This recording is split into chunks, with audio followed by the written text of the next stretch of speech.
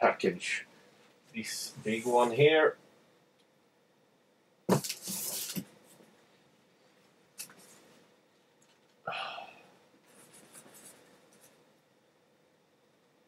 Aren't you like super excited to see what's in it? I mean, oh, I'm so super excited to see what's in it. I mean, I know what's in it.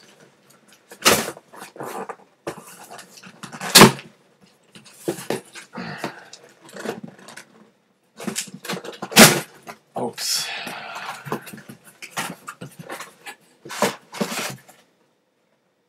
Empty box.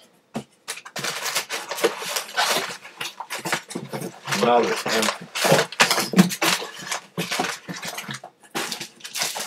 Some plastic. Some paper. Some paper.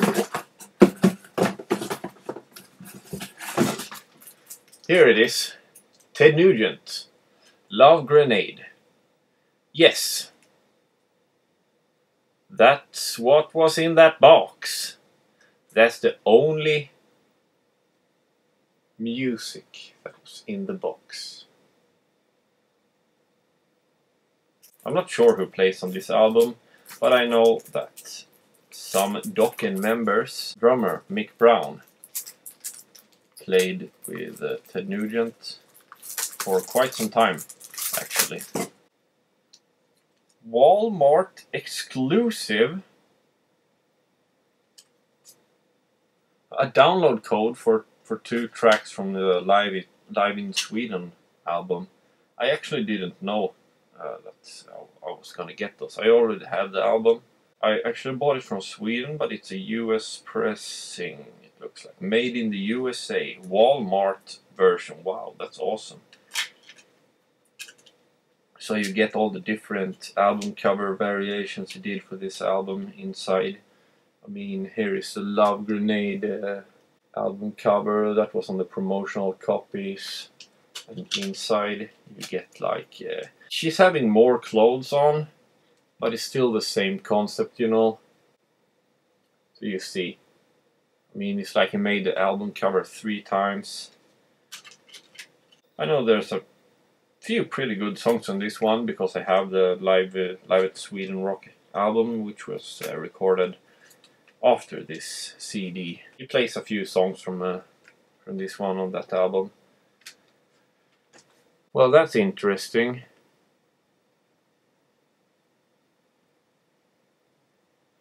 I should have bought that version. That's way more awesome. So that's the first one for today. I'm gonna start with this one. Skid Row, Slave to the Grind. It's a classic. Not my favorite of theirs. I actually only have 2 of their albums. This is many years ago now. But I didn't know that Skid Row had made 3 studio albums with Sebastian Bach on vocals.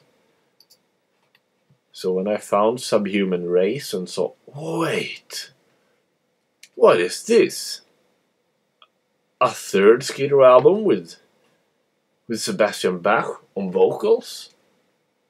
Whoa, that's great. The other 2 are good. Oh, hell yeah, I'm buying this. So I bought Subhuman Race just because I didn't know about it.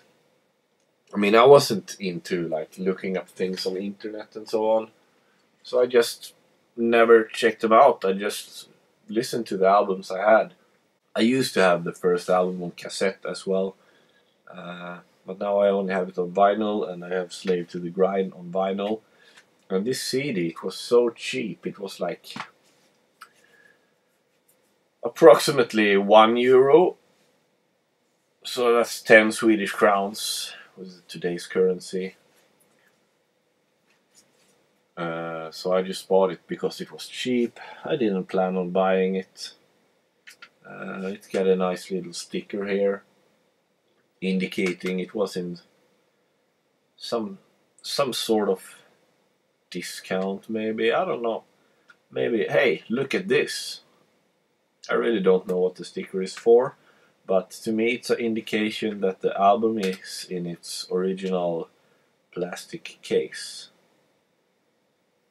This one do, however, have the little molded code in here, so this album is manufactured after 1994, so it's not the original 1991 pressing. In the condition I bought it in, it's probably worth 80 Swedish crowns, and I paid 10, so it's okay. So the next album up is the one that was there a second ago, Last Action Hero soundtrack. This is also a really cheap flea market find. I paid approximately €2 for that one. I don't know what price range it is. So how do I find out? This album is from 1993. And this is not made after 1994 because it doesn't have any molded code in here. It is on Columbia. I can clearly see that it's from Columbia Records. And I can clearly see that it got this album cover. Oh, it was released on mini disc. That's actually quite interesting. This one actually have a few songs that aren't found on any studio albums, like AC/DC song Big Gun. I didn't know that wasn't on any of their albums because I don't really listen to AC/DC, but I'm a big fan of Tesla, who made the title track for this album. Their song Last Action Hero. I have all their albums up to 1994 or 95. I don't remember when. They actually made an album called Bust a Nut. That's the last album I have by them, and it's like of their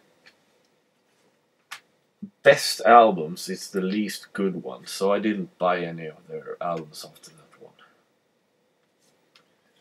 Just assuming they didn't become better in recent years. So the next CD is Lethal. There actually was an American band called Lethal. They released their first album in 1990, but this is a Swedish thrash metal band. They're from up north. Before Facebook became the big thing, people used to have like internet forums instead of Facebook groups for their interests, and we had a nice little forum for metal people, and I'm just gonna have to look the singer and bass player in this band was a active member in that on that page. He had a very fun side project, where he made sort of, I don't know what to call it, like, well, anyway, he had a humorous band as well, and it was really great. It all sung in Swedish, sort of like punk rock. The music itself, the music genre is not limited to any specific style of music, so it's more like a lyrical genre. But he made a lot of fun music, and I think this one's going to be easy to find because it's a small label. Let's see, Annihilation Agenda CD. Only one version. I didn't pay a lot of money for it, like flea market prices, I wasn't planning on buying it, but it was so cheap, so I couldn't resist it.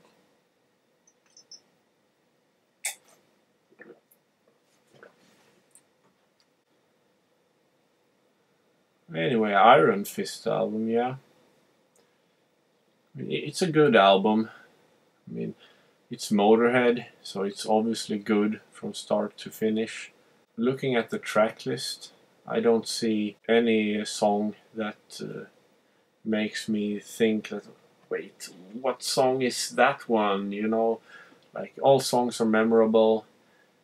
I really like Bang to Rights. I mean, I don't know. I'm not English speaking, so I mean, You Got Me, Bang to Rights. I mean, that for me, I don't understand. But most of Motörhead's lyrics are really, really weird.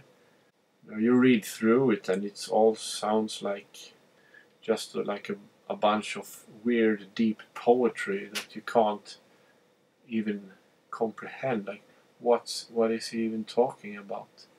It's like there's some, when you read the words and figure out what they mean, like there's some meaning behind the meaning. I mean, I don't get it, especially the later albums, like the 10 last Motörhead albums. The lyrics there are really, really weird. I really like the thing with Bang to Rights is that, or the whole song. I would love to hear Saxon do it actually, because it's got the same vibe as Saxon songs from the same year, around there, like early 80s stuff,